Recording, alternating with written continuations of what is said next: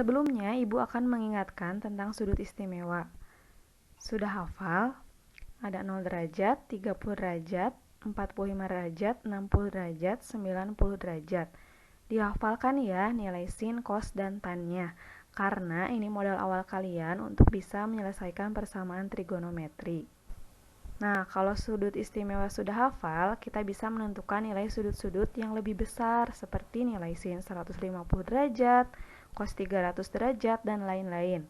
Coba kalian perhatikan, ada sumbu X, ada juga sumbu Y.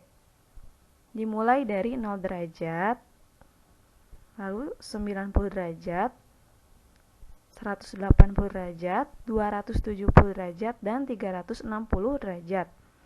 Antara 0 derajat sampai 90 derajat itu adalah kuadran 1. Sedangkan antara 90 derajat sampai 180 derajat dinamakan kuadran 2. Sudut antara 180 derajat sampai 270 derajat ada di kuadran 3.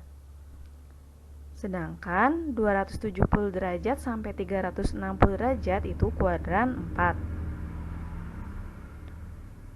Di kuadran 1, nilai sin, cos, dan tan-nya bernilai positif. Sedangkan di kuadran 2, hanya sin bernilai positif. Berarti cos dan tan bernilai negatif. Di kuadran 3, yang positif hanya tan. Sedangkan di kuadran 4, hanya cos yang bernilai positif. Untuk menentukan sudut di kuadran 1, itu merupakan sudut istimewa. Jadi kita bisa langsung menentukannya ya. Nah, untuk di kuadran 2, kita pergunakan rumus 180 derajat dikurang alfa. Sedangkan kuadran 3, rumusnya 180 derajat ditambah alfa.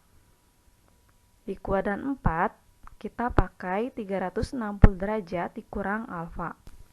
Contoh menentukan sudutnya.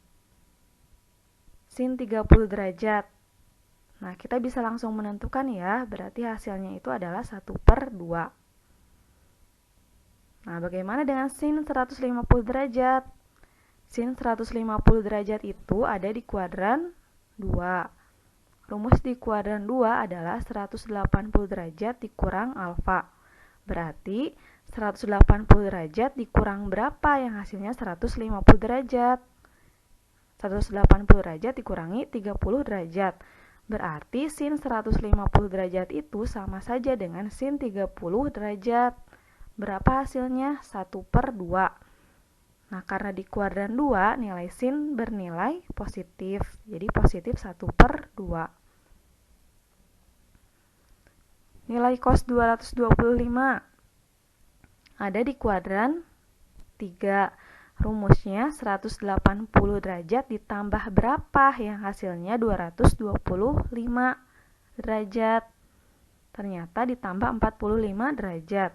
Berarti cos 225 derajat itu sama saja dengan cos 45 derajat. Nah, ingat di kuadran 3 nilai cos bernilai negatif. Berarti hasilnya adalah negatif 1/2 akar 2. Nah, sekarang tan 300 derajat ada di kuadran 4. Rumusnya adalah 360 derajat dikurangi alfa. Nah, berarti 360 derajat dikurangi 60 derajat. Berarti tan 300 derajat itu sama saja dengan tan 60 derajat. Karena di kuadran 4 nilai tan bernilai negatif. Berarti tan 300 derajat itu nilainya adalah negatif akar 3. Nah, sekarang kita masuk ke contoh soal menentukan himpunan penyelesaian dari persamaan trigonometri. Himpunan penyelesaian dari akar 3 tan X ditambah 1 sama dengan 0 untuk X-nya lebih dari sama dengan 0 derajat kurang dari sama dengan 360 derajat. Nah, akar 3 tan X tambah 1 sama dengan 0. Kita pisahkan dulu angka yang tidak ada tan X-nya. Berarti angka satunya kita pindah ruaskan. Tadinya positif jadi negatif. Lalu akar 3-nya kita pindah ruaskan juga. Berarti tan X sama dengan negatif 1 dibagi akar 3. Nah, kalau pecahan di penyebutnya tidak boleh ada akar. Jadi kita harus rasionalkan terlebih dahulu. Hasilnya adalah negatif 1/3 akar 3. Nah, kita jangan dulu lihat negatifnya ya. Kita ambil angkanya dulu saja, 1/3 akar 3. Tan berapa yang hasilnya 1/3 akar 3? Berarti alfanya itu adalah 30 derajat. Nah, yang diminta kan yang negatif. Tan negatif itu ada di kuadran 2 dan 4. Di kuadran 2, rumusnya adalah 180 derajat dikurangi alfa. Berarti 180 derajat dikurangi alfanya 30 derajat, sama dengan tan 150 derajat. Nah, berarti tan yang hasilnya negatif 1/3 akar 3 itu adalah tan 150 derajat. Satu lagi di kuadran 4. Rumusnya 360 derajat dikurang alfa. Berarti 360 derajat dikurangi 30 derajat, sama dengan tan 330 derajat. Nah, jadi HP dari akar 3 tan X ditambah 1 sama dengan 0.